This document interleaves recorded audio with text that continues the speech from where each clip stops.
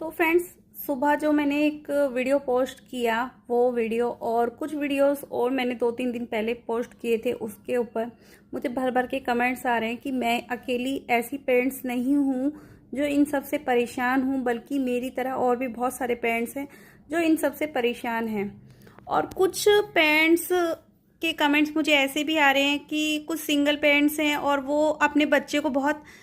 मेहनत करके पढ़ा रहे थे और उनके बच्चों के साथ भी ये सब चीज़ें हुई हैं। और देखिए, मेरे पास कुछ कमेंट्स ऐसे भी आए हैं कि क्यों पैनिक हो रहे हो, क्यों इतने परेशान हो रहे हो,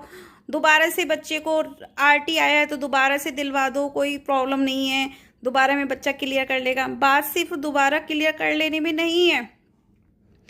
बात इस बात की है कि ओएसएम सिस्टम से फिर से चेकिंग होगी और नेक्स्ट ईयर जो बच्चे एग्जाम देंगे ओएसएम सिस्टम से फिर से चेकिंग होगी। उन बच्चों के फ्यूचर का भी सवाल है, सिर्फ हमारे बच्चों का फ्यूचर का सवाल नहीं है, बाकी आने वाली जनरेशन के फ्यूचर का भी सवाल है। दूसरी बात,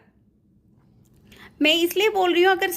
हमें पता है कि हमारा बच्चा पढ़ाई में कैसा है, अगर मेरा बच्चा डल है और मुझे पता है कि वो मेरा बच्चा फेल हो सकता है, तो मैं इसके खिलाफ शायद आवाज़ ना उठाती, शायद ना बोलती, और शायद 2-3 दिन में चुप भी रही इसी बात को लेके कि हो सकता है मेरे बच्चे में ही पढ़ाई में कुछ मिस्टेक की हो सकता है मेरे बच्चे ने ही अच्छे से नहीं किया हो काम, इसी वजह से मेरे बच्चे के नंबर्स कम आए हैं। लेकिन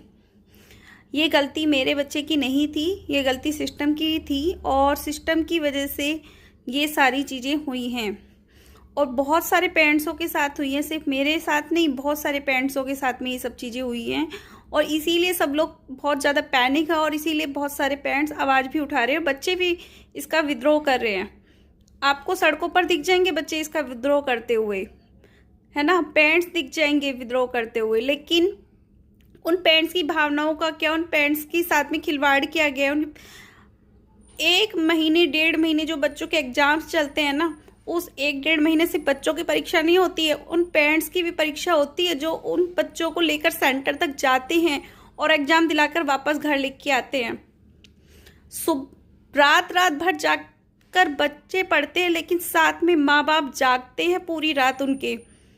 रात भर उठकर उन्हें देखते हैं कि वो बच्चे ठीक से पढ़ाई कर रहे हैं नहीं कर रहे हैं। बार बार उनको बोला जाता है बच्चे सो जाओ, 2 बज गए हैं, बच्चे सो जाओ, 4 बज गए हैं, सुबह जल्दी उठना है क्योंकि एग्जाम सेंटर पहुंच रहे हैं, है ना। ये सिर्फ इसलिए पैनिक नहीं हो रहे हम लोग कि बच्चों के नंबर्स कम आए हैं, बल्कि इसलिए पैनिक हो रहे क्योंकि ये मेहनत है पेरेंट्स की, बच्चों की, जो कि गलत है, सीबीएसई की तरफ से गलत हुआ है बच्चों के साथ में।